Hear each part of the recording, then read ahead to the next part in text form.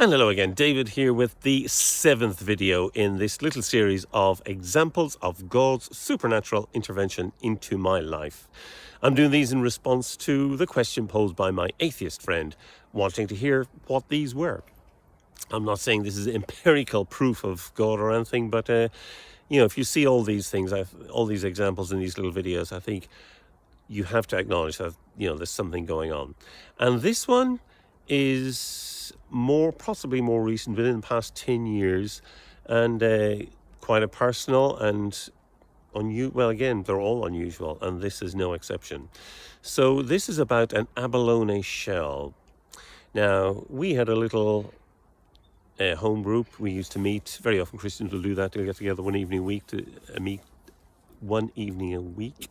to read some Bible and talk about stuff. And in our little home group one evening, we did this, and we did this little prophetic example where people wrote down on pieces of paper, asked for God for guidance for somebody or blessing for somebody. I can't remember the details, but eventually each of us had a piece of paper which we unrolled and had things personal to us. There was a very meaningful verse to me mentioned. I thought, well, this is really random. I didn't really put much pass on it, to be honest, but there was a verse on it that was really meaningful. And then there was the phrase abalone shell. I'd never even heard of an abalone shell. If you know it or don't know what that is, it's a beautiful coloured shell, beautiful interior with a very hard exterior, to fend off predators, presumably. Anyway, that was that. I was subsequently, some months later, at another big church meeting thing, and somebody was praying with me, and they mentioned, again, out of the blue, obviously I hadn't mentioned anything about shells, they mentioned abalone shell.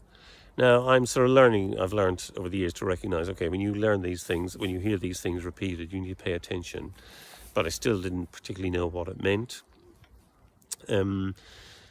Some months later, I was out in Hungary teaching at a music festival that is run by Christians, and they have prayer meetings. They call them, or they have little prayer sessions. You can go and have some people pray for you.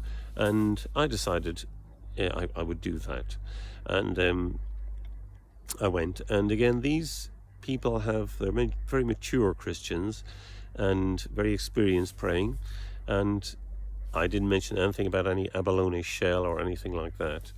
But what they do is they pray, but then they will wait for a while in silence. And we all sit there in silence, and they will write down impressions of what they hear, what they believe they're hearing from God. And again, the same thing crops up, the abalone shell. And it wasn't the name abalone mentioned. It was sort of a blue. This person had a vision of a blue, deep blue in the sea, deep sea shell with beautiful blue colors on it, and he had no idea what that meant. He was just explaining it to me. Of course, I knew that, okay, this is the third time we have this thing about the abalone shell.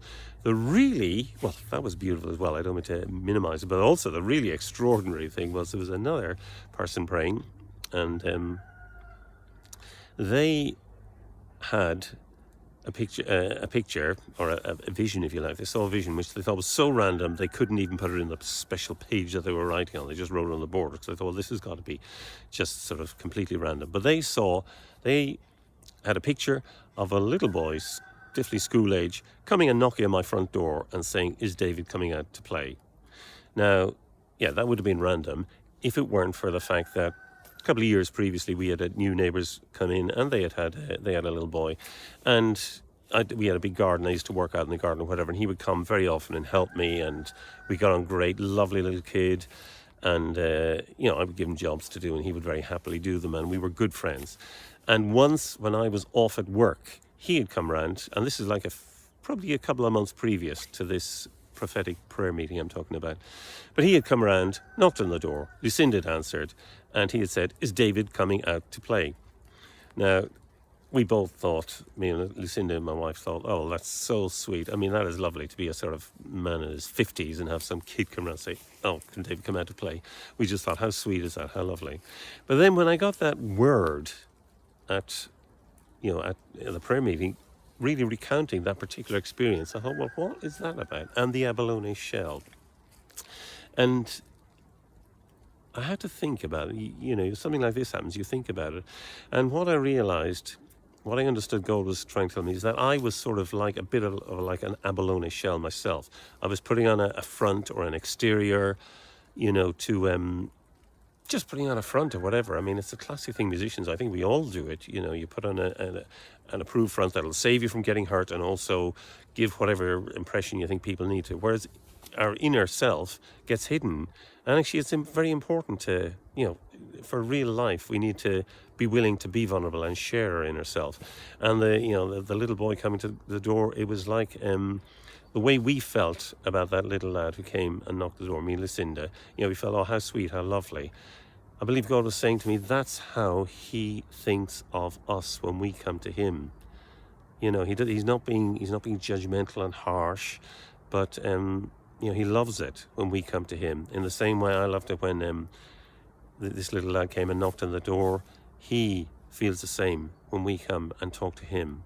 And that is also to do with you know, allowing ourselves to be vulnerable and be open and be seen, as it were. Not to be a shell with a tough exterior, but to actually allow that soft interior to be exposed to the world. So, I hope you might make some sense of that. It made sense to me at the time, and I hope you might have found it interesting and maybe even helpful. Thanks for listening. I've got one more to do, I think. Okay.